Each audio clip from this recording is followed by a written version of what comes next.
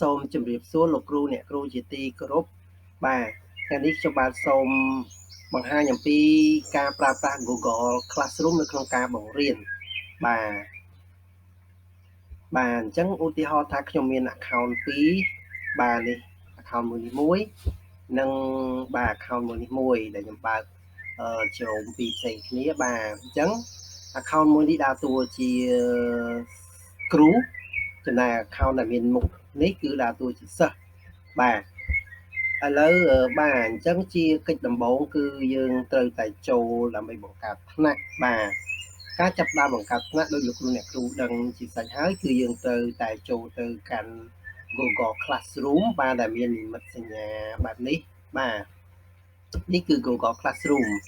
បាទប្រសិនបើលោកគ្រូអ្នកគ្រូប្រើប្រាស់ទូរស័ព្ទដៃឬក៏ tablet បាទអាចទាញវាពី Play Store ក៏ដូចជា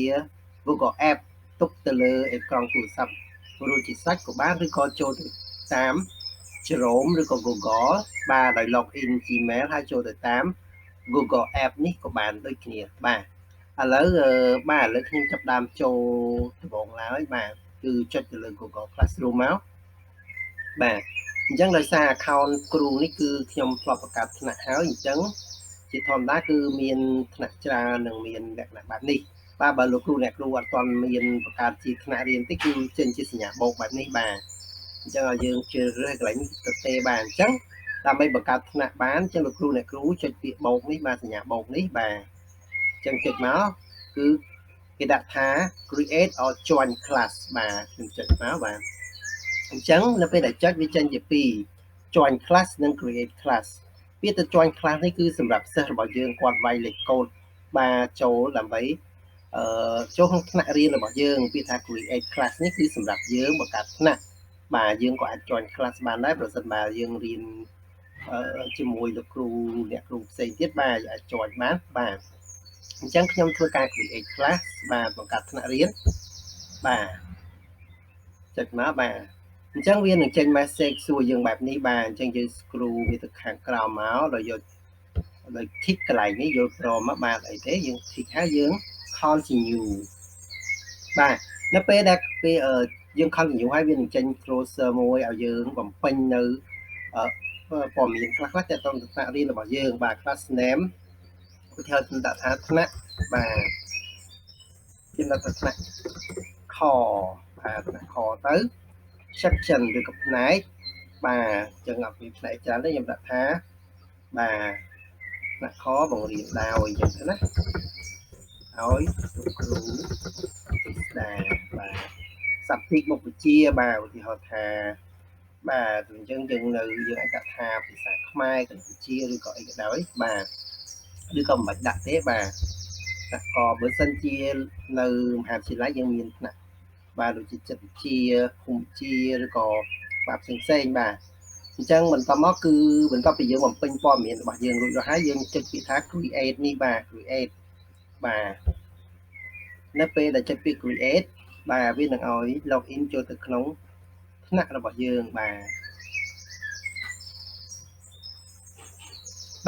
អញ្ចឹងនេះថ្នាក់ខបាទខ្ញុំបានបង្កើតហើយបាទអញ្ចឹងបន្ទាប់ពីបានថ្នាក់ហើយយើងធ្វើការតុបតែងថ្នាក់បាទអញ្ចឹងយើងតុបតែងថ្នាក់ដោយរបៀបណាបាទដាក់រូបភាពបាទអញ្ចឹងខ្ញុំអាច select យករូបភាពដោយនេះកន្លែងនេះគេដាក់ select sim បាទហើយនឹង upload photo កន្លែងនេះ upload photo នេះគឺយើងអាចទាញយករូបភាពពីក្នុងម៉ាស៊ីនកុំព្យូទ័រឬក៏ទូរស័ព្ទដៃរបស់យើងបាន select sim នេះគឺតាក់ទងទៅនឹងរូបភាពមានស្រាប់បាទឥឡូវខ្ញុំ select មកបាទដល់ពេលដែលខ្ញុំ select sim វានឹងចេញបែបនេះបាទអញ្ចឹងរូបភាពហ្នឹងមានជាផ្នែករបស់វាមានជាទូទៅ English and History បាទអង់គ្លេសហ្នឹងប្រវត្តិជា Math and Science គណិតវិទ្យានិងវិទ្យាសាស្ត្រ Art បាទសិល្បៈកីឡាឬក៏ផ្សេងបាទឥឡូវខ្ញុំចាប់អារម្មណ៍លើ History and English and History ទៅបាទឥឡូវខ្ញុំយករូបសភៅនេះទៅបាទឬ Computer ទៅបាទដល់ពេលដែលខ្ញុំចុចហើយខ្ញុំពាក្យថា select sim ទៅបាទអញ្ចឹងវានឹងដូរឲ្យយើងបាទអញ្ចឹងនេះគឺយើងតុបតែងថ្នាក់ដំបូងហើយយើង ឃើញថាកន្លែងនេះគឺក៏ជាកន្លែងតុបតែងថ្នាក់ដែរមាន setting នេះបាទយើងចាប់អារម្មណ៍ទៅលើរូបកូនសោនេះបាទ setting បាទយើងចុចមកបាទ setting កន្លែងនេះគឺកន្លែងតុបតែងថ្នាក់យើងអាចផ្លាស់ប្ដូរឈ្មោះថ្នាក់របស់យើងក៏បានឬក៏ដាក់បាទ class description អាចព័ត៌មានអំពីថ្នាក់របស់យើងមកបាទថ្នាក់នេះគឺជាថ្នាក់រៀនតែបង្រៀនដោយជាស្នាបាទយើងថាបាទជាស្នាចឹងទៅអានេះគឺវេនព្រឹកយើងអាចកែបានបាទវេនព្រឹកបាទអញ្ចឹងមកបាទថ្នាក់កអញ្ចឹងទៅបាទអញ្ចឹងសាប់ទីកន្លែងនេះយើងដាក់ទៅដាក់គាត់អីដែរបាទអញ្ចឹងនៅក្នុង setting វាមានជាផ្នែកវាមាន class detail មានន័យថាបាទព័ត៌មានលម្អិតដែលតកតងថ្នាក់រៀនរបស់យើងបាទបន្តមកទៀតគឺ general បាទ general កន្លែងនេះគឺតកតងទៅនឹងការអញ្ជើញសិស្សបាទអញ្ចឹងយើងអាចអញ្ជើញសិស្សតាមរយៈ copy link បាទនេះយើងអាច copy link នេះមកយើងយកទៅផាសនៅក្នុង Telegram ក៏បានយើងផាសក្នុង Google Classroom សំទោសយើងផាសនៅក្នុង Google Meet ក៏បានឬក៏តកតង Messenger ក៏បានដែរណាបាទតកតង copy link នេះយើងគ្រាន់ចុចវាមកបាទយើងយកទៅផាសនៅក្នុង Telegram អីក៏តាមបាទឬក៏បាទគេដាក់ទៀត class code បាទនេះគឺ class code បាទយើងអាចពង្រីកវាក៏បានដែរបាទនេះគឺ class code របស់យើងបាទយើងអាចចុចពង្រីកវាបានឡើយនេះបាទ class code បាទ class code បាទឧបមាថា class code នឹងវាពិបាកយើងអាចចុចដូរលេខកូដថ្នាក់យើងក៏បានដែរយើងចុចកន្លែងនេះ turn on នេះយើងចុចពីមកយើងអាចចុច reset បាទអញ្ចឹងវានឹងផ្លាស់ប្ដូរថ្នាក់លេខកូដនិង link បាទទាំងលេខកូដនិង link គឺផ្លាស់ប្ដូរទាំងអស់យើងចុចវា reset នេះកន្លែងនេះបាទកន្លែងកូដនេះដែរយើងអាចបិទក៏បានដែរតែកាលណាយើងបិទអត់មានសិស្សពេលឃើញកូដថ្នាក់យើងគឺគាត់ចូលលេខបានហើយណាបាទព្រោះយើងបិទទៅ turn off នេះបាទ turn on ចេះមានន័យថាបើបាទអញ្ចឹងម្ដងទៀតកន្លែងកូដនេះបើសិនជាពិបាកយើងអាច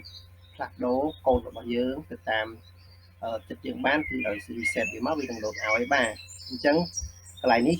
class code view នេះគឺមានន័យថាយើងចុចមកគឺវាឲ្យជាផ្ទាំងធំៗแบบនេះយើងអាច screenshot ក៏បានបាទឬថតទៅបានវាឃើញធំណាបាទអញ្ចឹង general នេះគឺតកតទៅនឹង link និង code ការផ្លាស់ប្ដូរ link និង code សម្រាប់ឲ្យសិស្សចូលបាទបន្តមកទៀតបាទកន្លែងនេះ stream បាទ stream នេះគឺកន្លែងនេះគឺយើងដឹងហើយ stream បាទឥឡូវយើងបង្ហាញ stream គឺកន្លែងណាបាទឥឡូវខ្ញុំឈប់យើង save វាទៅសិនដោយសារតែអំបញ្ញហ្នឹងខ្ញុំចុចកន្លែងនេះបាទខ្ញុំសូមបង្ហាញកន្លែង stream បន្តិចបាទ stream នេះគឺកន្លែងនេះបាទវាមាន stream classwork និង people និង grade បាទអញ្ចឹង stream ហ្នឹងគឺកន្លែងនេះបាទយើងចុច stream មកគឺកន្លែងដែរដោយ Facebook អញ្ចឹងគឺ new feed បាទប៉ុន្តែ new feed នេះគឺជាធម្មតាបើសិនជាយើង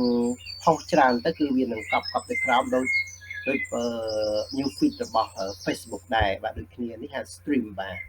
តែឥឡូវយើងចូល setting អំបញ្ញមិញទៅមើលកន្លែងហ្នឹងតើវាថាយ៉ាងម៉េចដែរកន្លែងពាក្យថានេះ general នេះបាទ stream នៅពេលដែលមុខ stream នេះយើងដាក់ថា student can post and comment កន្លែងនេះគឺកន្លែងកំណត់សិស្សបាទយើងចុចមកកាលណាកន្លែង stream ហ្នឹងយើងដាក់ថាយើងជ្រើសរើស student can post និង comment គឺមានន័យថាសិស្សគាត់អាច post និង comment នៅក្នុង stream អំបញ្ញមិញបានកាលណាយើងគាត់ឃើញហើយគាត់អញ្ញាតគាត់យើងអញ្ញាតគាត់ post អីក៏បានដែរឬក៏គាត់ comment អីក៏បានដែរបាទយើងយកហ្នឹងណាកាលណាយើងយកហ្នឹងឧទាហរណ៍យើងកាន់យើងយកអាទី2នេះ student can only comment បើយើងយកនេះគឺមានន័យថាសិស្សបានត្រឹមតែ comment ទេគឺបានត្រឹមតែបាទ comment ណាបាទបញ្ចេញយោបល់នៅលើ post របស់យើងឬក៏អ្វីដែលយើង post មកអ្វីដែលយើងដាក់មហិច្ឆតាអីទៅគាត់អាច comment គាត់អាចដាក់ជាឆ្លើយតបជារូបភាពរូបអីជាដើមបាទកន្លែងនេះមួយទៀត only teacher can post and comment អញ្ចឹងបើយើងយកអាទី3នេះគឺមានតែគ្រូទេដែលអាច post និង comment អញ្ចឹងសិស្សមិនអាច post និង comment បានទេអញ្ចឹងកាលណាយើងយកកន្លែងនេះគឺយើងអត់មាន response ឬក៏ចម្លើយរបស់សិស្សបានទេសិស្សវាគាត់មិនអាចឆ្លើយជាមួយយើងបានទេអញ្ចឹងអូខេឥឡូវយើងយកអា only comment ក៏បានឬក៏គាត់អាច post ក៏បានដែរណាអត់អីទេ ចឹងសាច់តែលោកគ្រូអ្នកគ្រូសំខាន់គឺឲ្យសិស្សចូលរួមក្នុងការឆ្លើយដែរបើយើងដាក់ only teacher អញ្ចឹងថ្នាក់នេះគឺវាថ្នាក់កម្មសិទ្ធិណាគឺសម្រាប់តែគ្រូបង្ហាញតែមេរៀនទេអត់បានសិស្សអាចឆ្លើយបានទេបាទអញ្ចឹង student can post និង comment បាទ classwork on stream បាទ so student consider notification ហើយបាទកន្លែងនេះគឺបាទអីទេកន្លែងនេះគឺគ្រាន់តែបង្ហាញអំពីតាក់ទងទៅនឹងការ load notification គឺមានន័យថាសម្រាប់ប្រាប់យើងថាសិស្សគាត់comment អីខ្លះគាត់បានផុសអីខ្លះបាទនៅពេលដែលគាត់ comment ឬក៏ផុសទៅវានឹងឆ្លើយប្រាប់យើងហើយបើសិនជាយើងយកកន្លែងហាយនេះគឺវាអត់បង្ហាញទេណាបាទចឹងអីទេយើងអាចយកមួយណាបានហើយវាអត់សំខាន់ដែរបាទកន្លែងនេះ so delete item only teacher can review delete item បាទចឹងបើយើងអស់កន្លែងនេះទៅយើងបាទនេះក៏មិនចាំបាច់អ្វីដែរបាទយើងមិនបាច់ប៉ះពាល់វាក៏បានដែរណាអីទេទៅដល់ពីនេះបាទបើសិនជាយើងជ្រើសរើសយើងឆ្លាញ់ថាចង់បិទថាឲ្យឃើញការបញ្ជាក់ថាសិស្សខមមិនអីខមមិនទៅអញ្ចឹងដល់យើងបើកបានឃើញបានអញ្ចឹងយើងចុចទៅតែយើងអត់ចាំបាច់ទេយើងបាច់ប៉ះពាល់វាក៏បានដែរអីទេណាបាទវាសំខាន់គឺកន្លែងនេះបាទបាទអត់អីបើសិនជាយើងអត់ប៉ះពាល់វាជ្រើសរើសដល់ទៅដាក់ student can post និង comment ណាបាទអូខេបន្តអំពី general យើងចូលពាក្យថា grading បាទ grading គឺជាការដាក់ពិន្ទុតាក់ទងទៅនឹងសកម្មភាពរបស់សិស្សបាទទី1គឺតាក់ទងនឹងការឲ្យពិន្ទុបាទ not overall grades បាទកន្លែងនេះគឺអត់មានពិន្ទុទេអញ្ចឹងដល់ពេលដែលយើងចុចវាមកវាមាន total point និង weight point weight by category បាទសំដៅ weight by category total point នេះគឺជាពិន្ទុសរុបជាលេខបាទជាលេខគត់បាទឧទាហរណ៍ថា80 90ឬក៏9 10ឬក៏8អីជាដើមចំណែក weight by category នេះគឺជាភាគរយបាទបូកមិនបូកឲ្យបានបាទ 100% បាទឥឡូវយើងឧទាហរណ៍ខ្ញុំយកពិន្ទុ total point សិនបាទ so overall grade to student បាទអញ្ចឹងបើសិនជាយើងចង់បង្ហាញសិស្សឲ្យឃើញពិន្ទុដែរយើងបើកនេះមកណាបាទអូខេ so overall grade to student បាទអូខេបន្ទាប់ពីយើងបើកយើងដាក់ពិន្ទុហើយកន្លែងនេះ grade category យើង add មកបាទឧទាហរណ៍ថាបាទឥឡូវឧទាហរណ៍ថាថ្នាក់នេះបើសិនបាទខ្ញុំកំណត់អីណាខ្ញុំដាក់ថាកាលណាសិស្សធ្វើកិច្ចការផ្ទះសិស្សអាចបានពិន្ទុបាទឧទាហរណ៍ថាកាលណាគាត់ធ្វើកិច្ចការផ្ទះបាន10ពិន្ទុចឹងទៅបាទមួយទៀតតើតទៅនឹងប្រឡងកាលណាគាត់ប្រឡងក៏បាន10ពិន្ទុដែរបាទ10ពិន្ទុអត់សំទោសកន្លែងនេះលោត10ពិន្ទុបាទបន្តមកទៀតខ្ញុំដាក់នេះគឺវត្តមានបាទវត្តមានបាទវត្តមានគឺឲ្យគាត់5ប្រទេសចាស់បាទអញ្ចឹងកាលណាយើងយក total point គឺមានពិន្ទុយើងជាចំនួនគត់បែបនេះគឺ10 15អញ្ចឹងទៅឬ8អញ្ចឹងទៅណាបាទតាមការកំណត់របស់លោកគ្រូអ្នកគ្រូបាទឧទាហរណ៍មួយទៀតបើសិនបើលោកគ្រូអ្នកគ្រូយកជាweight point weight by category បាទអញ្ចឹងវាជាភាគរយឧទាហរណ៍ថាកិច្ចការផ្ទះបានប្រមាណភាគរយបាទបន្ទុកបានតែឧទាហរណ៍កិច្ចការផ្ទះបានបាទ 50% នៃការប្រឡងចោះសំទោសដែរណា 30% នៃការប្រឡងបាទចំណែកប្រឡងបាន 50% ណាពិន្ទុនៃពិន្ទុស្រុកទាំងអស់ចំណែកវត្តមានគឺបាន 20%បាទអញ្ចឹងមានន័យថាបើសិនជាយើងកំណត់ចេះបូកមិនបូកឲ្យបាន 100% កាលណាយើងវាយខុសវាឲ្យទេឧទាហរណ៍ឡើងនេះចានេះ50ហើយយើងដាក់30ទៀតតើវាឲ្យអត់បាទអញ្ចឹងវាឲ្យទេគឺវាដាក់ដកបាទបន្ទុកដកទៀតបាទអញ្ចឹងយើងត្រូវតែបូកវាធ្វើម៉េចបានបាទ 50% នេះគឺជាពិន្ទុជាមជ្ឈមភាពបាទជាភាគរយសំដៅជាភាគរយឥឡូវខ្ញុំអត់ឆ្លាញ់ទេខ្ញុំឆ្លាញ់ទៅ top point វិញបាទបែបនេះវិញបាទឧទាហរណ៍ខ្ញុំសាច់តែលោកគ្រូអ្នកគ្រូឆ្លាញ់ចូលចិត្តទេពីទៀតយើងចូលទៅដល់ grading យើងនឹងឃើញថាតើកន្លែងនេះគឺមានសារៈសំខាន់យ៉ាងណាទៅទៅនឹងការដាក់ពិន្ទុតាមផ្នែកនេះវាឲ្យយើងជ្រើសថាតើអនុកិច្ចការដែលសិស្សធ្វើនោះជាប្រភេទអ្វីកិច្ចការផ្ទះឬក៏ប្រឡងបាទ អូខេបន្ទាប់អំពីយើងសិក្សាទៅលើ setting ឬការតុបតែងថ្នាក់របស់យើងមានព័ត៌មានលម្អិតតកតងថ្នាក់មានទូទៅតកតង coding ឯជាដើមនិងតកតងទៅនឹង grading បាទបន្តមកទៀតយើង save មកបាទយើងក៏ click save បាទតែយើងអត់ save ទេគឺវាអត់ជាប់ទៅលើថ្នាក់របស់យើងទេបាទឥឡូវខ្ញុំតកតងទៅនឹងការតុបតែងថ្នាក់ខ្ញុំមានការអឺកំណត់លើរូបភាពហើយនឹងការកំណត់តកតងបន្ទុកតកតងទៅនឹងការកំណត់ថាតើសិស្សអាច comment ឬក៏អីអត់បាទអញ្ចឹងខ្ញុំបានធ្វើឲ្យអស់ហើយឥឡូវតកតងទៅនឹងការអញ្ជើញសិស្សចូលវិញម្ដងបាទអញ្ចឹងលោកគ្រូអ្នកគ្រូអាចចូលមើលកន្លែង people នេះបាទ people ចុច people មកបាទសូមបញ្ជាក់ថាកន្លែងនេះយើងអាច add សិស្សហើយនឹងគ្រូបាទពេលថាយើង add គ្រូនេះឧទាហរណ៍យើងអាច add ជានាយកសាលាបាទជានាយករងឬការិយាល័យសិក្សាដើម្បីមើលថាសកម្មភាពនៃតាមទៅលើសកម្មភាពរៀនរបស់យើងថាថ្ងៃនេះក្នុងកម្មវិធីនេះតើយើងបរៀនពីអីខ្លះយើងមានបោះ link អីខ្លះបាទអញ្ចឹងលោកគ្រូរបស់យើងគាត់អាចឃើញគាត់អាច remove អ្នកណាដែលមិនចាំបាច់ក្នុងថ្នាក់នេះឬក៏គាត់អាចលុបឬកែតម្រូវកិច្ចការរបស់យើងបានបាទបើសិនយើង add គាត់កន្លែងនេះណាបាទអូខេឥឡូវតកតងទៅនឹង student ឧទាហរណ៍ថាបាទយើង add មកកន្លែងនេះគឺយើង add Gmail របស់សិស្សបាទយើងអាច add បាទឧទាហរណ៍ថា Gmail អីដែរដល់ថា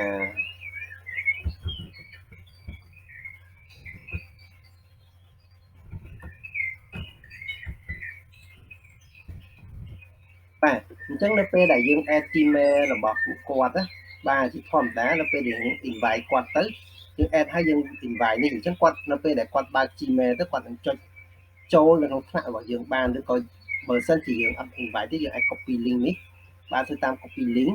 នៅពេលដែលយើង copy link គាត់ផាសទៅគាត់ត្រូវការ login Gmail គាត់ដដែលណាបាទអញ្ចឹងជាធម្មតាសិស្សថ្នាក់តូចៗគឺពិបាកក្នុងវាបែបនេះណាបាទក្នុងការ invite គាត់by Gmail ណាអានេះដល់ថ្នាក់ធំបាទអញ្ចឹងថ្នាក់ធំយើងអាច invite គាត់ដោយប្រើ Gmail នេះបានអញ្ចឹងតើថ្នាក់តូចយើងទៅធ្វើតាមណាបាទដូចខ្ញុំបញ្ជាក់អញ្ចឹងយើងចូលក្នុង stream អំបញ្ញមកអំបញ្ញមិញបាទយើងអាចចូលទៅកាន់ setting ដែលមាននិមិត្តសញ្ញាកូនសោនេះក៏បានបាទនេះបាទកូនថ្នាក់របស់យើងបាទនេះឬក៏លោកគ្រូអ្នកគ្រូអាចមើលនៅកន្លែងនេះក៏បានបាទកន្លែងនេះក៏វាដាក់កូនថ្នាក់របស់យើងដែរបាទនេះយើងអាច zoom មើលវាបានបាទដើម្បីឲ្យកូនសិស្សរបស់យើងបានកូដថ្នាក់នេះយើងគ្រាន់តែ copy បាទ copy កូដថ្នាក់នេះមកហើយតម្លាក់នៅក្នុង Telegram ក៏ដូចជាតម្លាក់ទៅក្នុងបាទតម្លាក់ទៅក្នុង Messenger ឬក៏តម្លាក់ទៅក្នុងអីមួយមកដើម្បីឲ្យពួកគាត់ចូលបាទឧទាហរណ៍យើងជម្រាបថាសូមបងប្អូនចូលរួមបងប្អូនចូលរៀនក្នុង Classroom នេះបាទយើងហើយយើងដាក់កូដយើងមកបាទយើងតម្លាក់កូដយើងមកបាទយើងបញ្ជាក់អំពីតាមរយៈ Google Classroom អញ្ចឹងទៅអញ្ចឹងគាត់នឹងយកកូដនេះដើម្បីបំពេញបាទគាត់ឃើញហើយគាត់នឹងយកកូដនេះយកទៅបំពេញនៅក្នុងដើម្បីចូលថ្នាក់រៀនរបស់គាត់បាទឥឡូវខ្ញុំឲ្យសិស្សម្នាក់បាទនេះអញ្ចឹងឧទាហរណ៍ថា account នេះជា account សិស្សអញ្ចឹងបើសិនជាសិស្សក៏គាត់ត្រូវតែចូលជាដំបូងឡើងគាត់ត្រូវតែចូលបាទគាត់ត្រូវតែចូល Google Classroom ដូចគ្នាបាទគាត់ប្រើតាម Google App ក៏បានឬក៏ទាញវាដាក់ក្នុងទូរស័ព្ទដៃគាត់ដោយតាមរយៈ App Store បាទអញ្ចឹងជាសិស្សដើម្បីចូលរៀនបានគាត់ធ្វើដូចគ្រូអញ្ចឹងគាត់ចូលកន្លែងបូកនេះដូចគ្នាប៉ុន្តែខុសគ្នាត្រង់ថាគាត់អត់យក create class ទេគាត់យក join class បាទឥឡូវចុច join class មកនៅពេលដែលគាត់ចុច join class គាត់ត្រូវបំពេញកូដកន្លែងនេះកូដដែលគ្រូតម្លាក់ឲ្យនៅក្នុង Telegram ឬក៏ Messenger បាទទីដើមអញ្ចឹងគាត់បំពេញមកគាត់វាយតាមអ្វីដែលគ្រូប្រាប់មកបាទអញ្ចឹងមកបាទអញ្ចឹងនៅពេលដែលគាត់បំពេញហើយបាទកន្លែងនេះអាចដូរ account បានបាទអីទេបើអានេះសារ account ខ្ញុំមានច្រើនឧទាហរណ៍ account នេះជាសិស្សណាបាទគាត់បំពេញកូដថ្នាក់ឲ្យគាត់យកពាក្យថា join បាទនេះគាត់ចុចពាក្យថា join link បាទនៅពេលដែល join link បាទអញ្ចឹងមានន័យថានេះអញ្ចឹងខ្ញុំដែលប្រើរូបនេះចូលនៅក្នុង account ថ្នាក់ខនេះបានហើយបាទនេះជាន់ហើយអញ្ចឹងយើងអាចចូលទៅក្នុងថ្នាក់នេះបានយើងអាចមើលតើមានសិស្សប្រមាណអ្នកបាទអញ្ចឹង បាទមានតែ teacher មួយទេអញ្ចឹងគាត់ឃើញតែចំនួនគ្រូនៅពេលដែលមានសិស្សរួមថ្នាក់ច្រើនក៏អាចឃើញ student ទៀតឬក៏លោកនាយកទៀតបាទអូខេឥឡូវយើងបានសិស្សហើយនឹងគ្រូហើយបាទអញ្ចឹងនេះខ្ញុំដើរតួជាគ្រូម្ដងដែលមានរូបមួយនេះបាទឥឡូវយើងបានដឹងអំពីរបៀបអញ្ជើញសិស្សដើម្បីចូលតាមជាកូដតាមរយៈ Gmail បាទតាមរយៈ Gmail បាទនេះគឺយើងបែកបាទអញ្ចឹង Gmail បាទនេះគឺអំបញ្ញនេះគឺសិស្សអ្នកនេះគាត់ចូលតាមកូដថ្នាក់អំបញ្ញហ្នឹងគឺចូលបានដូចគ្នាបាទយើងឃើញឈ្មោះគាត់ដូចគ្នាបាទគឺអានេះគឺតាមរយៈ Gmail យើងគាត់ add នេះមកគឺ Gmail បាទឬក៏តាមរយៈ link នេះក៏បានដែ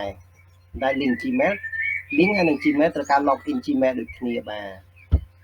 បើតាមរយៈកូដអំបញ្ញហ្នឹងគឺបាទគាត់អាចមិនបាច់ login ក៏បានដែរបាទគាត់គ្រាន់តែចូលមកបាទឃើញ admin Google Classroom គាត់អាចចូលបានហើយតែជាទូទៅកន្លែងនេះគឺវាកាលណាយើងអាចប្រើប្រាស់ផលិតផល Google បានលុះត្រាតែយើង login Gmail ដែរណាបាទអូខេឥឡូវតាក់ទងទៅនឹងការអញ្ជើញសិស្សតាមកូដក៏ដូចជាតាមរយៈ Gmail ក៏ដូចជាតាមរយៈ link និងការតុបតែងថ្នាក់ការកំណត់ថ្នាក់គឺត្រូវបានបញ្ចប់ហើយបាទអញ្ចឹងយើងនឹងចូលតាក់ទងនឹង classwork បាទភាគ2បាទអរគុណច្រើនសម្រាប់ការទស្សនាคลิปខ្លីមួយនេះដែលតាក់ទងទៅនឹងការបង្កើតថ្នាក់បាទបើសិនជាមានសំណួរ